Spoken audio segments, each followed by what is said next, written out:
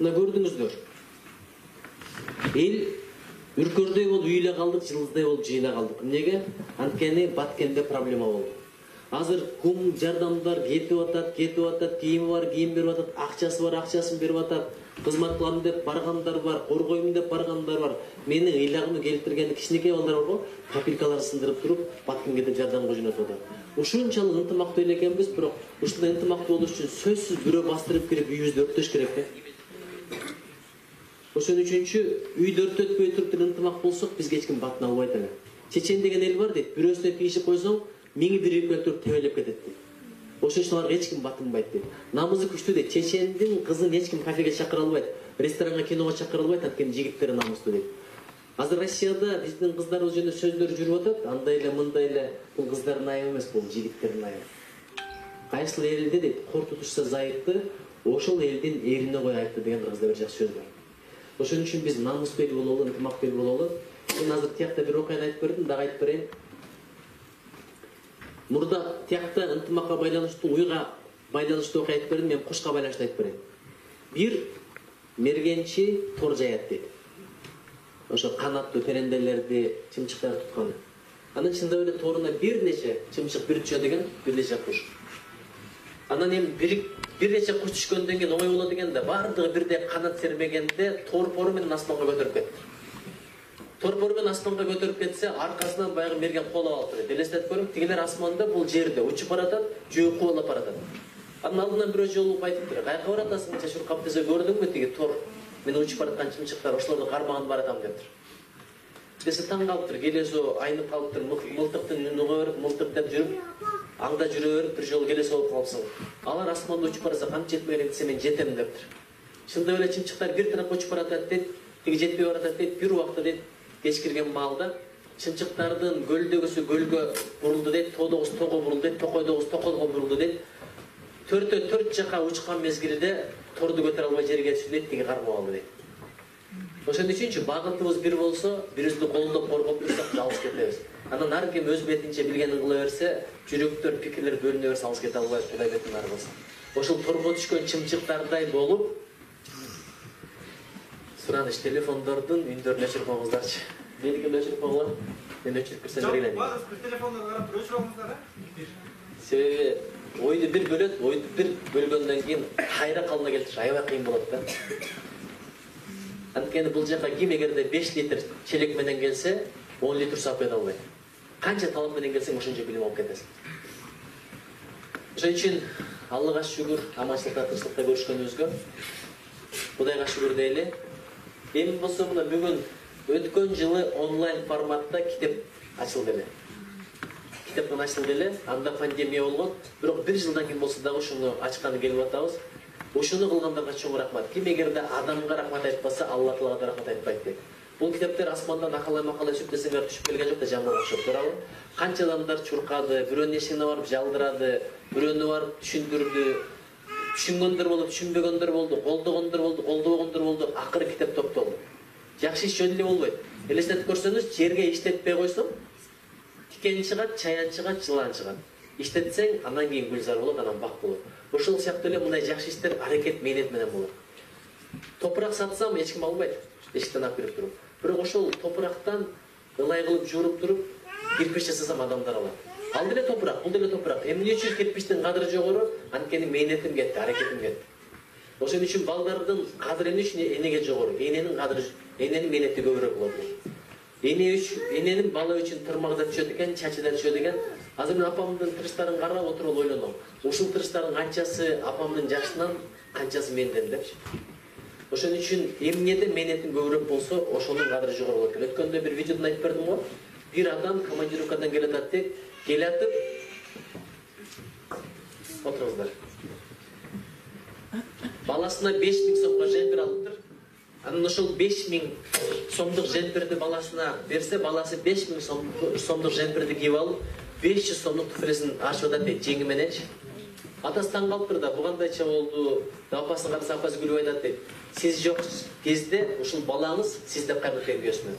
Балаңыз ушул 500 сомдук туфлени иштеп аракет кылып алды эле деп. Ошон үчүн мунун кадыры жогору деп.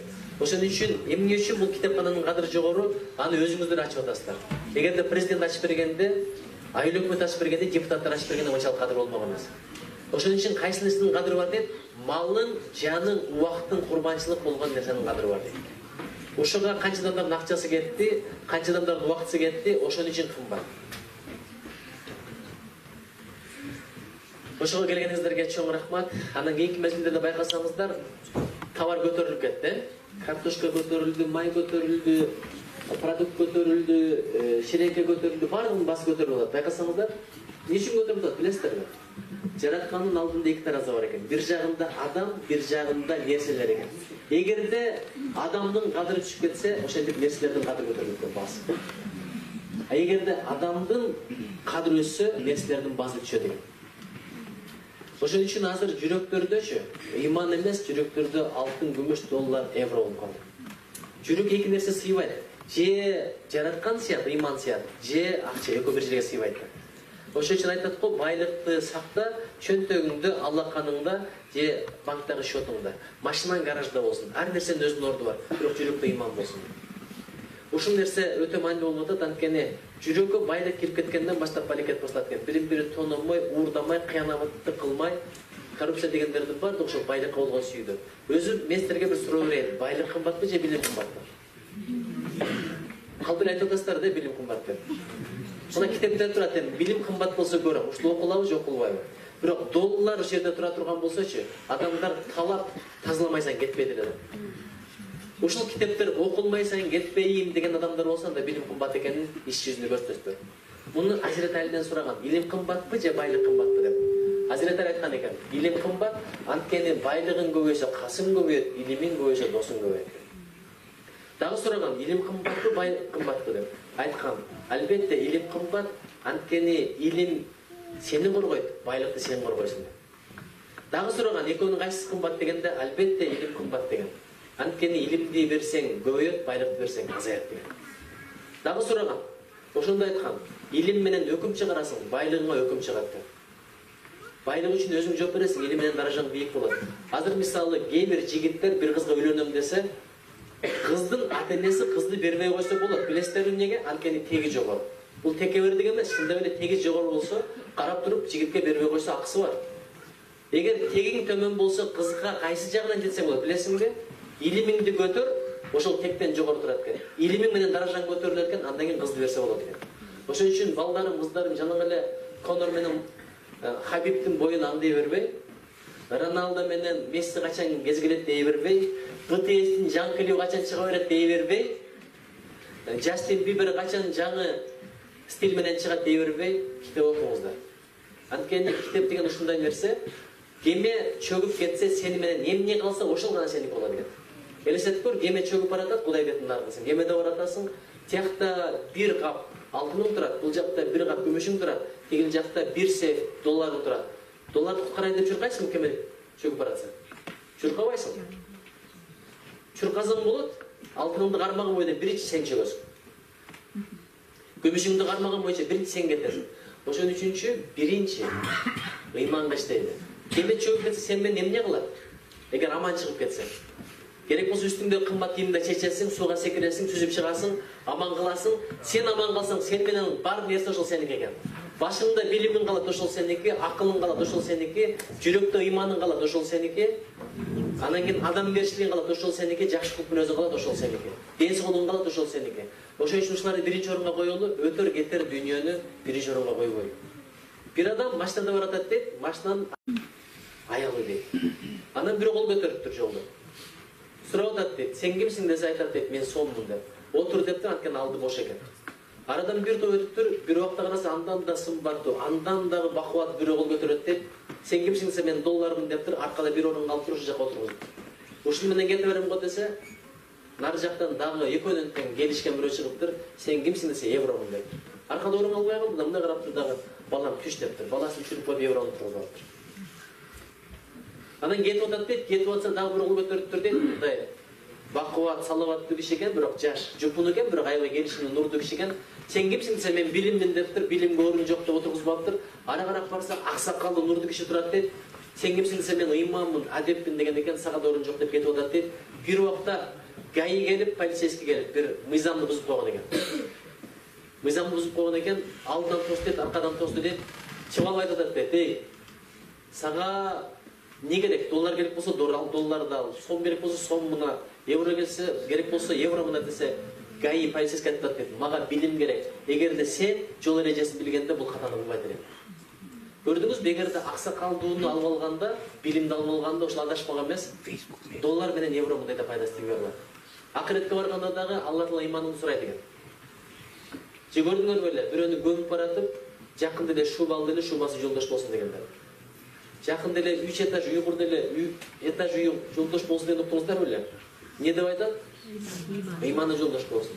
Чындап карасаңыздар, адам көз өткөндө 3 нерсе коштоп барат дейт. Биринчиси байлыгы. Бирок байлыгын көзүң өтөрүң менен башка бирөөнүкү талап кетет, бирок сурактын жообун өзүң бересиң. Байлыгыңды кайдан таптың, кайда көрөттүң деген. Экинчиси тууган тушкандарың, жакындарың, досторуң жаназага келгендер, алар көргө чейин барат, кошо жатып албайт, кайра кайтып келет деген. Үчүнчү сен менен көргө келе турган бул амалдар. Ушул боюнча бир эки айыл айтып берейин. Бир адам болуп. Ал адам кедей жашайт экен, анан балыкчы экен, бир күнү аялы балыктарды кесип атып ичинен бир таш тапкан экен. Жалтырак жылтырак. Алтындын, күмүштүн, жалтырак жылтырактын баасын аялдар билет, эректер караган. Аябай кымбат таш таптым деп мактанат экен күйөөсүнө. Биз эми жыргайбыз, кедейликтен кутулабыз деп. Анан бир зергер досун апарып ташты көрсөтсө айтат экен, бул ушунча кымбат таш, мен муну ала албайм. Ушул дүкөнүмдү ичиндеги алтын күмүш менен кошо берсем дагы буга жетпейт деген экен. Анан шаардагы досторуна барса алар да айтыптыр, биз күчүбүз жетпейт, өтө кымбат таш деп. Акыры ошентип жер кезип отуруп падышага барат экен, падыша ташты көрүп айтат экен.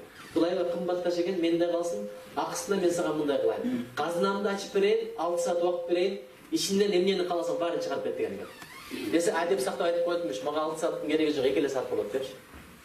Деген экен, жок, мен падышамын, падыша айкөл болуш керек, өзүмдүн макамым бар, ошого ылай убакыт берейин деп киргизет экен казынасына. Киргизсе, биринчи бөлмөдө жалаң алтын, күмүш, жакут, бермет, шуру, ошондойлор экен. Доллар, евро, сом дегендерди бадошак деген. Экинчи бөлмөгө кирсе, карап көрсөңүздөр, мамык, төшөк, килем, жакшынакай кийимдер. Үчүнчү бөлмөгө кирсе, жалаң тамак аштар, мукмуш тамак аштар. Өмүрүндө көрмөгөн тамак аштар. Анан биринчи алтын ташыйын деп ойлойт экен, 6 саатым болсо. 6 саатта аламын баарын ташып кетем. Андан көрүп бир жакшылап тамак жеп албаймынбы деп туруп 2 саат тамак жеп шашпай. Кыргызым эми тамак келгенде укмуш элебиз да.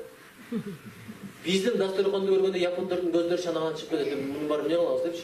Мен Японияда канча окудум, устаз. Кичинекей дасторконго аз эле нерсе коюп алып туруп 10 адам жейт да. Сен көрүп аралашпай эле коеюнчу, жаман көрүнбөй эле коеюнчу дейсиң. Кокус эгерде сен аралашсаңчы 10 адам ашка калат, чын айтайын. Кыргызчы аш барган жерге тартып барбайт деп жеш жагынан биринчи орунга чыгып кетти, чын айтайын.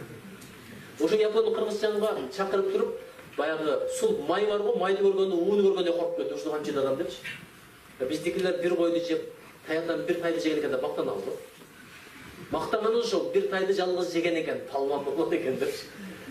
Ошон үчүн Кудай бердин аргысын бүт бардык нерсе өтө турган, жоло турган нерсе экен. Чындап эле кара, кийимиң канчага жетет? Ашып барса 5 жылдыр. Жеген тамагың 4 сааттан кийин жок болгондо да кандай акыбалда жок. Минген машина, азыр кара, мусорларда канча машиналардын тебелери турат. Алган телефону, заряды жок болсо бүт ал болгон бир темир. Салган үйүң ашып барса 50 жылдык экен. Бүт бары жок болот үчүн, өзүң да бирөө жок болосуң. Жок болбой турган бир ыйман, ошон үчүн жайыма менен кылалы, анан бир билим. Анткени өткөндөр өтүп кетти, алардын билими менен биз жашап атабыз. Эми карап көрүң. Билим, машинанын фарасы бар го, ошол сыяктуу экен. Жарыгы бар го, ошол сыяктуу экен. Машинанын фарасы жок, түндө жүрө аласыздарбы? Жүрө аласыздарбы? Жүрсө болот, мен силерге бир жолун айтып берейин. Анан адамдын ыйманы бар го, ал машинанын мотору экен. Мотору жок, точно жүрө албайсыздар. Фарасы жок жүрсө болот, кантип билесиздерби? Алдымда бир машина өтүп кетсе, фарасы бар, аркасында жүрсөм болот. Ошол алдыда фарасы бар машиналар биздин алымдар. Чубак ажы, Апшүкүр ажы, Максат ажы, Мамбет Асан ажак сыяктуу мына эжек агайларыбыз алдында фарасы бар машиналар. Биз фарасы жок болсо кете беребиз, алар ертсе. Бирок кээде кыйынсып кетип, аларды ээрчимей коебуз, анан авариялардын баардыгы ошондон болот. Уктамай, тономой, кыянаттык кылмай, зордуктамай, бирөөнүн кызынын Абери түркмө сыяктуу балекеттердин бардыгы ошол фарасы жок жүргөндөн анан фарасы барларды ээрчибеген. Ошон үчүн же өзүң илим ал, же илимдүүлөрдү ээрчи, башка жолу жок. Бул дүйнөнүн ар бир эле кадамы аң экен, дөң экен. Bir gün bulap ketpeyli, urap ketpeyli, Kuday betinden arasın. Oşun için ilim jönele gelbeydi. Karasаңыздар 16 жылы орыстардың bir полку келген тияктан. Bir армиясы емес, bir полку. Биздин 10 миң деген, 100 миң деген адамдарды жөнеле куалап кырган. Неге? Анткени алардын колунда пулемет бар эле, алардын колунда пушка бар эле, алардын колунда мылтык бар эле. Биздикилер болсо шалк этме, укурук, найза кылычтарды көтөрүп алып, один-одинге ким чыгат деп жүргөн экен. Согушта один-одинди карап отурабы, кырып таштаган. Неге алар бизди жеңип койду аз эле болуп туруп? Анткени билим алдыга кеткен, илим алдыга кеткен, ошон үчүн замбирек ойлоп тапкан, пулемет ойлоп тапкан. Ошол орустар бизден дагы деле алды. Биз тойдо ким канча кой сойду деп мактанып жүрөбүз, аларчы айга конду. Алар атом бомбасын чыгарды. Алар термоядролук куралдар чыгарды. Япондордун чыгарган техникаларын карагыла, мен окугам Японияда. Айдоосу жок поездер бар, элестетип көргүлө. Биринчи түшкөндө жүрөгүм чукулат. Бияңды карасаң деле деңиз, бияңды карасаң деле деңиз, алдыда айдоочу жок, аркада айдоочу жок. Айланайын авария болуп деп түшүнбөй деп корком. Секунд келет, секунд кетет. Тоолордун башын кесип, океандын ортосуна аралдарды куруп койгон, арал эле курбастан ошол жака аэропорт куруп таштаган. Элестетип көргүлө. Асимо деген робот ойлоп тапкан. Асимо деген робот адамдын оюн көтөрөт. Мисалы оюңда мынтип оң бутун көтөрсөң, 5 секундтан кийин алда бутун көтөрөт. Оң бутун. А биз болсо дагы деле жүрөбүз. Ким канча жылкы сойду жаназада. Ошон үчүн намыска келбей атабыз. Намыс деген ушундай нерсе, намыс ойгонбойсаң адам ойгонбойт. Бирок уктап аткан эмди ойготуш үчүн бир эле ойго адам керек. Элестетип көр, катуураак кыйкыса ойгонот. Ошон үчүн ойгонбойсуң. Ойгонбосоң шымын чечпесе деле билбей калат экенсиң. Азыр биз аркада калдык, чын айтайын. Илим жактан да, билим жактан да. Дагы коюп турсак дагы аркада калабыз. Башкалар кете берет. Эгер да акылыбыз, илимибиз күчтүү болгондо, бизде дагы авиация болмок, бизде дагы байрактар сыяктуу бесплотниктер болмок, бизде дагы вертолеттер болмок, биздин күчүбүздү, билимибизди, армиябызды көрүп башка эч ким батылмаганбыз. Азыр көрүп атат, булар жалаң той менен жүрүп калды, мигрант болуп кетишти, бири менен бири тытышып атат, оңой эле басып алыш деп туруп, андан кийин барды баш көтөрө баштады. Ошон үчүн бардың болсоң бир оозду деп, душмандын кантип былк этер, ажал жетип күн бүтсө, кайран башың шылк этер. Күн ачылып булут кетсе дейт, күн ачылып жылт этер дейт. Ошон үчүн Кудай бизге тымак берсин, береке берсин, билим берсин, оомат берсин, дөлөт берсин, мен тилегеним ошол. Эми бул жерде апалар отурат. Бул жерде жаш келиндер отурат. Жакында эле мен канча келиндүү болдум. Бир адамдан биттен балдар үйнөнө баштады. Мен тилегим эле ушул түшүнгөн аялдар болсо экен, кадырын билген аялдар болсо экен, сыйлаган аялдар болсо экен. Бүт дүйнө сени көтөрүп, аялың түшүнбөсөчү, жер менен жер кылып коет. Бүт дүйнө сени сөгүп алса да, аялың эле көңүлүн көтөрүп турсачы, сен бир күнү ойдон коросуң, фронттон коросуң. Бирок бүт дүйнө сени бапестеп турган менен аялың жакшы чыкпаса, эр кылганда, жер кылганда деген сөз бекер эмес. Ошон үчүн апалар, жеңелер, күйөөлөргө көп эле тарды өрбөңүздарчы. Чын, сиздер таарынасыздар, сиздер кыжылатсыздар, анан күйөө да кыжылат. Күйөө кыжылат болгондон кийин барып алып колондагылар кыжылат кылат. Коллегаларын кыжылат кылат. Көчөдө барып светофордо отурган айдоочну кыжылат кылат. Анан бала да кыжылат, анткени апа кыжылат да. Барып алып классташтарын кыжылат кылат. Бүт баары кыжылат, коомун баары кыжылат, неге себептен аял кыжылат. Эмнеге аял кыжылат?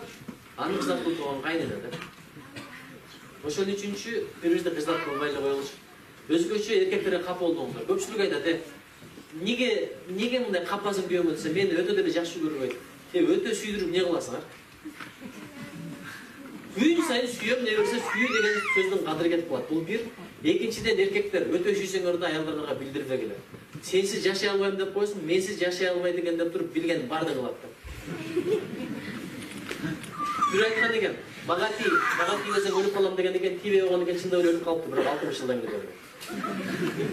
Ошон үчүнчү аялдарга болгон сүйүү сыртка чыкпаш керек, ичтерде болуш керек. Көпчүлүгү алтынын берекен деп көзүн карай берип, анан каалагандай калчет да, буяка. Кимди жараткандан да көбүрөөк сүйсөң дейт, ошондон сыноо келет дейт. Мына устаздар отура, сураңыздар, фараон деген болгон, өзүнүн падышалыгын аябай жакшы көргөн.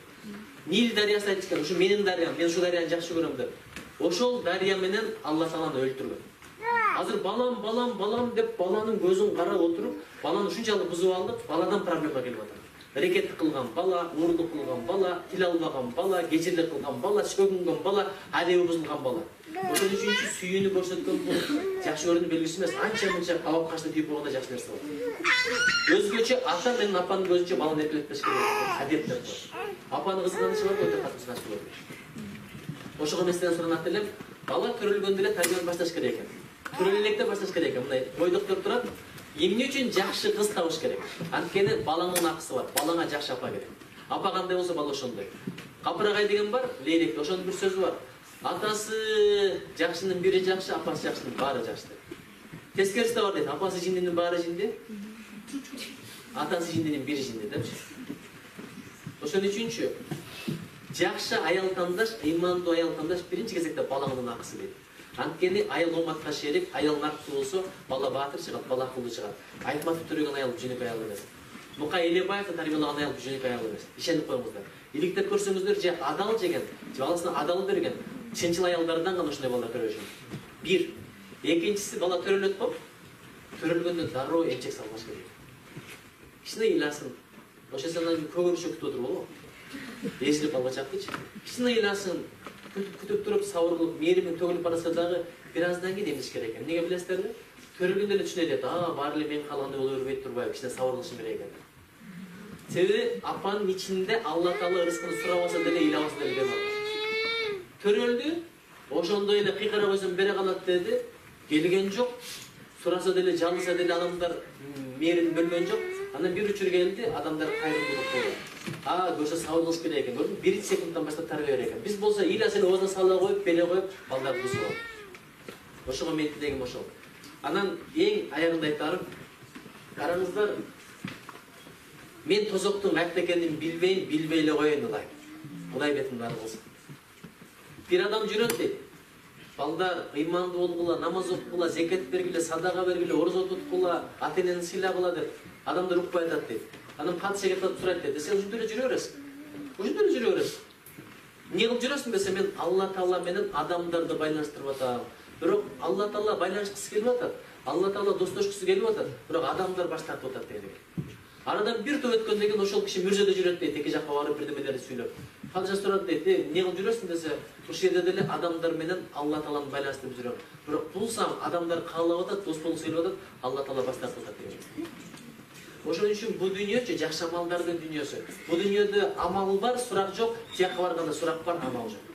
Бир секундка мени кой берсиз, бир минутка, 2 рекет намаз окуп келейин, кайрымдуулук кылып келейин, садак берип келейин, 1 саатка тирилтип койчу, мени 1 минутка тирилтип койчу деген болду. Ырым бүт дейм, только мен сурайм, сен жооп бересиң. Эмне үчүн кылган жоксуң, эмне үчүн кылдым деген эле акыл болду.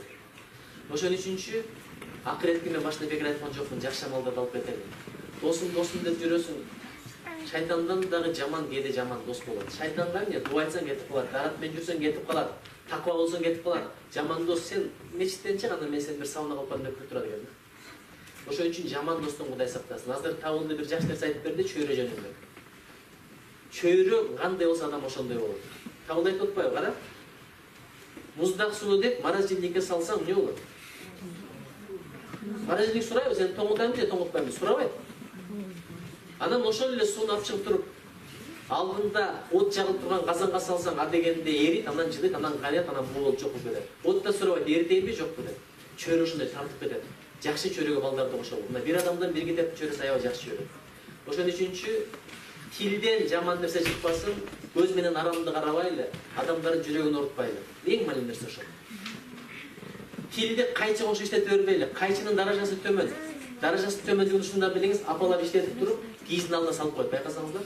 Эң төмөнгө коет. Бирок ийненин кадыры жогору. Ичке болсо дагы. Апалар иштеп туруп төбөгө төөнү болот. Неге билесиздерби? Анткени кайчы бөлөт экен, ийне бириктирет экен. Ошон үчүн тилибизден адамдарды бөлгөн сөз чыкпасын. Апалар кыйбат кылбаңыздар, ушак кылбаңыздар. Баланын алдында апанын кадыры ушак сүйлөгөндөн түшөт. Бирөөнү шылап атасың, согуп атасың, ошону бала да тааныйт. Биринчиден тиги кишини жаман көрүп калат экен. Эгер абасы болсо абасы, тагасы болсо табасы. Анан сен жамандап аткан мезгилде ошол киши кирип калса, дар өзгөрүп туруп, күлүп жанып тосуп алсаң, апам 200 экен деп туруп, бул экинчи эч качан сыйлабай атат. Ал даража түшөт, кайра калына келбейт дейт. 1. Экинчи балдарды калпчы кылып атабыз, кантип? Бешик тербетип атасың, балаң уктап баратат. Нормально уктап бараткан баланы бузасың да, уктабасаң каршыга келет депчи. Анан бала кадиппи кашкырды күтөт экен. Көрүп алайынчы деп. Аю келет десең, аюну көрүп алай деп күтөт экен. Анан аю да жок, кашкыр да жок, калып кетсе боло берет экен деген вирус болчак керек болот экен. Эжекелерде кээде балдарды экинчи сынып коюп атканбыз кантип, күн сайын байкуштардын настроениялары жок да, мындай чарчап калган, күйөөлөр жакшы сөз айтпайт, кайненеси тезип атат, директор тезип атат, завуч тезип атат, өлтүрүп коем, мойнумду жулуп коем, ийки коюп коем, айдап жиберем, сени жок кылам, мойнумду жулуп коем деп аткан эжекелер комиссия келгенде баштап калат экен. Балам кандай жакшыбы дейсиң, жакшы. Иштеп болбойт. Анан балдар карап туруп крышасы кетип калат экен да. Боло берет экен. Анан кийин балдарга айтасың, калп айтпа, мойнуңду жулуп коем, ал мында калып, кантип мойнуңду жулуп аласың? Бытыңды сындырып коем, тилиңди жулуп алам деген сөздөр бүт элечи. Ошон үчүн бизде адегенде сөз болот, андан кийин өзү болот. Жалган айтуу кадырсыз нерсе болуп барат. Жалган жаппай, чындыкка артпай. Кайсы жерде жалган болсо жакта береке болот. Апалар өтө майнуу нерсе. Арам жедирбеш башка, сөздүн арамы бар, көздүн арамы бар, амалдын арамы бар, адамдын арамы бар. Ошон үчүнчү жүрөктөн койду. Адам жүрөгүн угат экен. Жүрөк оңолсо амал оңолот дейт, амал оңолсо кадам оңолот дейт, кадам оңолсо адам оңолот дейт, андан кийин алам оңолот дейт. Бу дүйнөнүн аманаты тоодо эмес, төөдө эмес, биздин мойнубузда. Анан айтабыз анан, кийинки балдар жакшы чыкпай калды. Кийинки балдар мурдагыдай эмес. Кийинки балдар мурдагыдай эмес болсо, алардын күнөөсү эмес, биздин күнөө. Анткени биз жаман өрнөк көрсөттүк, биз жаман тарбия бердик. Эгерде биз жакшы чыксак, бул биздин эмгеги эмес, аталардын, бабалардын эмгеги. Бабалардын дуасы бар, аталардын тарбиясы бар. Ошон үчүн адегенде бер, андан кийин талап кыл. Адам деле суу сыяктуу, билесиңер да. Суу жай менен сиңирет, кышы менен чыгат. Жылуулук. Ошон үчүн деңиздин жээги жайда салкын, кышта жылуу болот. Адам да ошол. Кичинекейинде эмнени сиңирсе, кийин ошол эле чыгарып берет экен. Кандай сөз укту? Сөгүнгөндү укту, ошон үчүн сөгүнөт. Ыргытканын көрдү, ошон үчүн ыргытат. Түкүргөнүн көрдү, ошон үчүн түкүрөт. Алдыганын көрдү, ошон үчүн алдайт. Апалар, көбүрөөк келгениңиздерге чоң рахмат. Анан күйөөдөргө көйлө таарынып өргөнүздөр. Дүйнөдө эң келесо, эң ноодур, эң ошо эркек болот, бечара эркек болот. Ушу бечара ноодурга теңелип таарынып жүрөсүңөр. Ошон үчүн бир сөздү үйрөтүп коюн, ушул сөздү үйрөнүп алсаңар үйдө эч качан урушпой. Кандай сөз айтып берейинби? Күйөөдү карайсыздар, сен жакшы, эшикке чыгып кеткенде жабасыздар да сенден көрө ит жакшы деп коет. Чындап эле ошондой эле. Күчүгүмдү өтүрөсүздөр го, күчүк чыгаргандан кийин болот эле, ошол эле.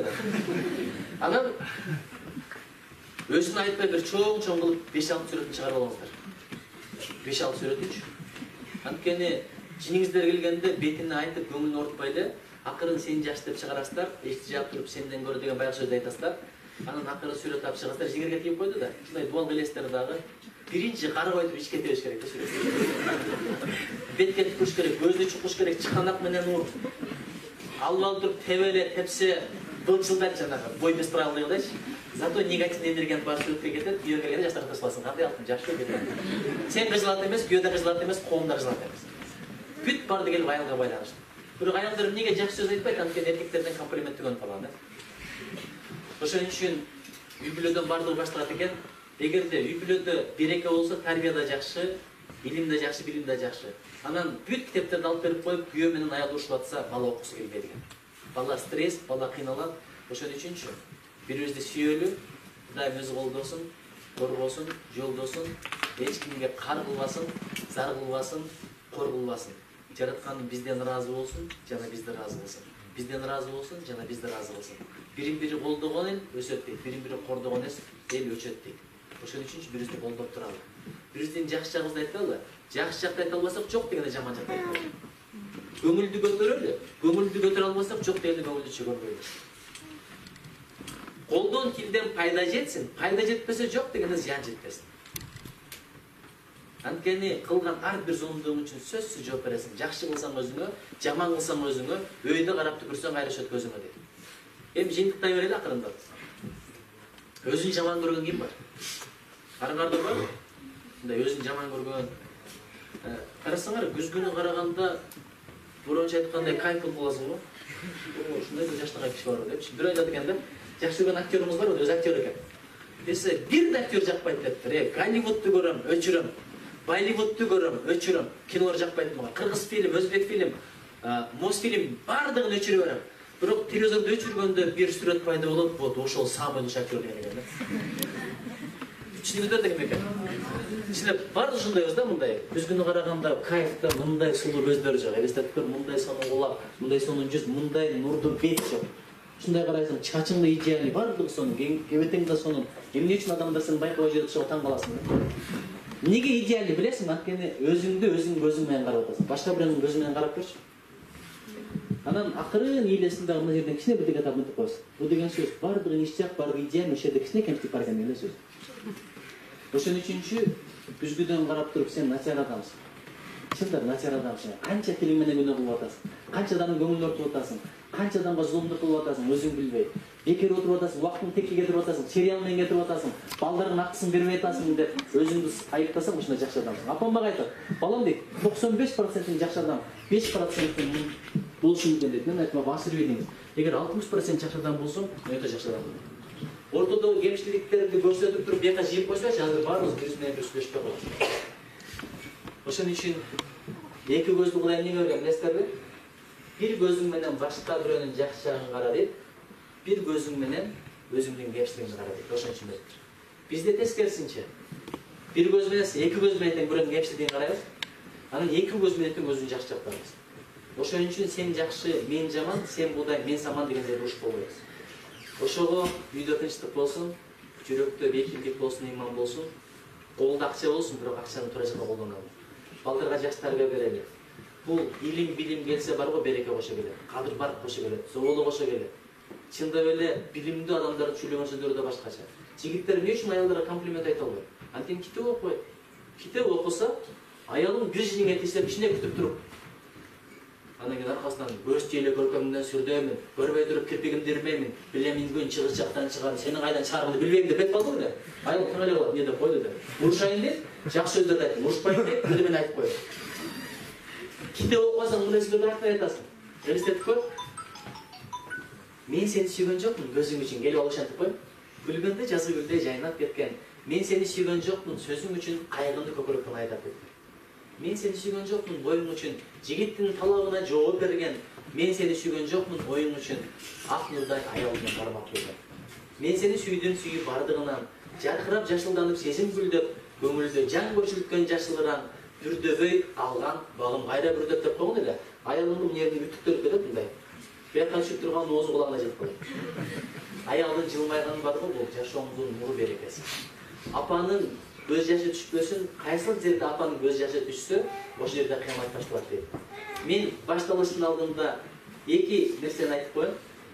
Бүгүнкү иш-чара жөнөткөнгө ушуну уюштургандарга чоң рахмат. Ким адамга рахмат айтпаса, Алла Таалага рахмат айтпайт дейт. Ушуга себеп болгон бир кыз бар экен, Айпери. Келип койчу кызым.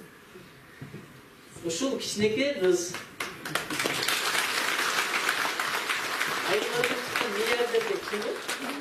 Айбай байдын кызы дейт, ошо акчасын кайерге кетиришти билбей, акыры ойлоп таптырды, бир китепкана ачып коюнчу. Ошондой кыз болду.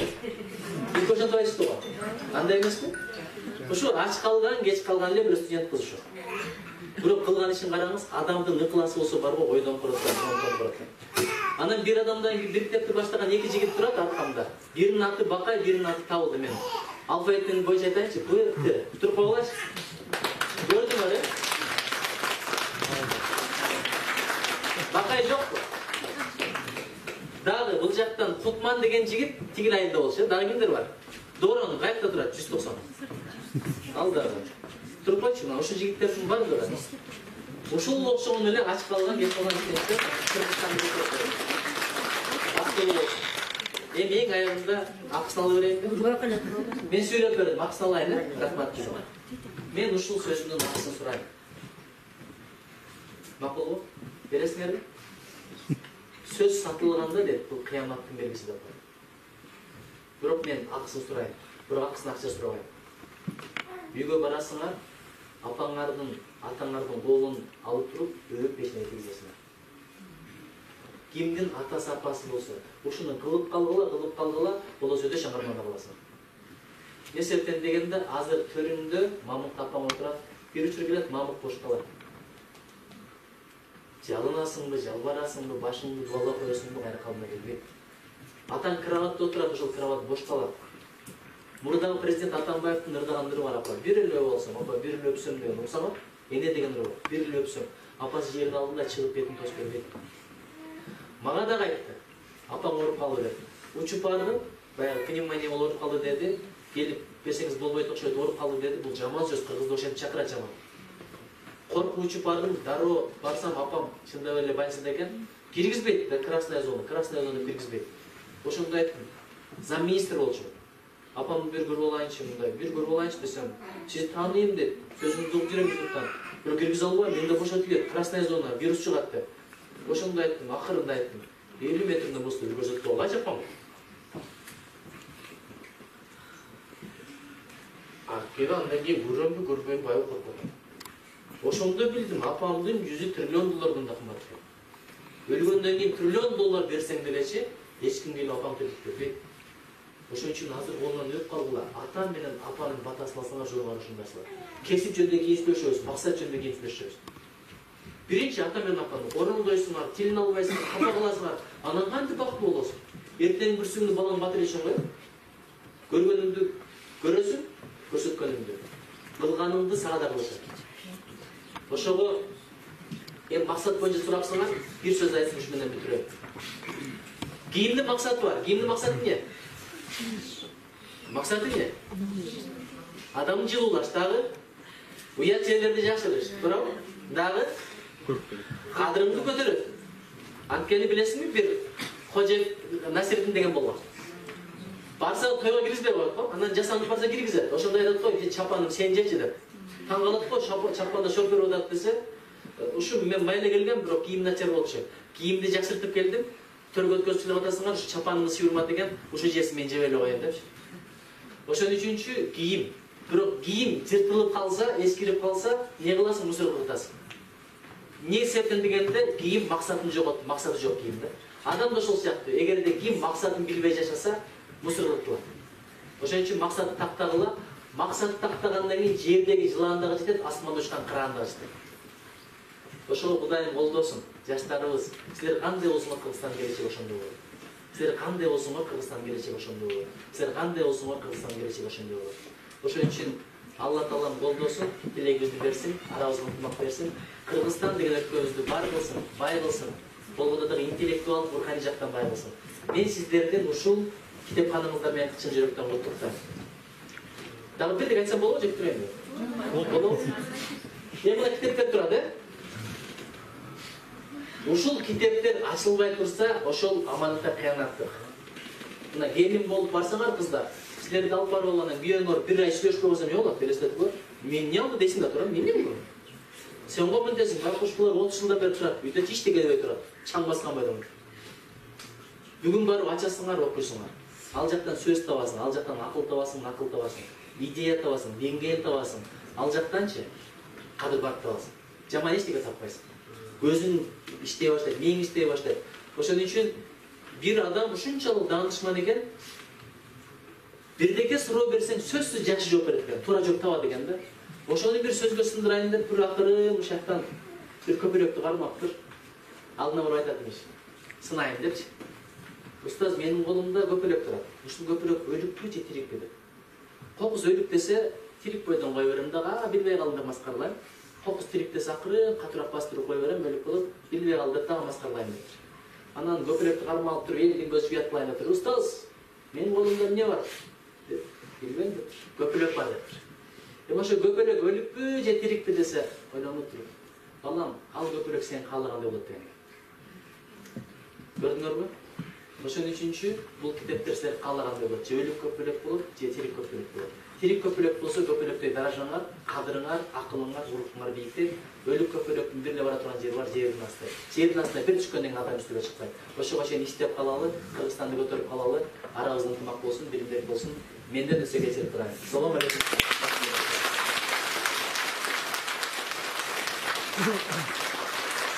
Чоң рахмат, Разок Петрес. Үйгө барганда Кудай буйрса баягы текчеде турган чаң басып жаткан китептердин буйрса чаңдары тазаланып, иштери ачылып, атабыздын, апабыздын колун өп, жекебизге тийгизебиз деген жакшы бир аруу тилектерди айтып өтөлү.